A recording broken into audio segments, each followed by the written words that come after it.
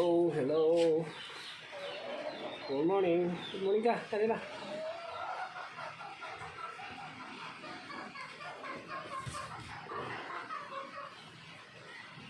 Kaya po. Good morning, guys. Gusto po ninyo ng stud. May stud tayo dito, ng Kalagaw. May mga exotic bully dyan. With peppers. With pepper po to. Alaga. Kaya, yung mga malalapit dito, Tarlac, Pangasinan area, may stand po tayo. Ito.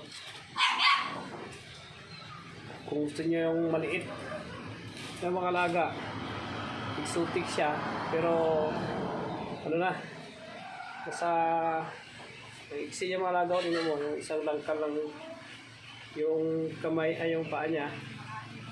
Wala isang dangkal sa akin. Alaga natin. Yung ano ng Sunrox. Alaga. Sunrox. Kita yung Sunrox. Maliit na yung Sunrox pero kasing height niya lang. Tapos itong ano niya sa dalawang dangkal. Ayan. Stud. Open for stud na ngayon si Brusco. Open for stud, ayan o. Laga.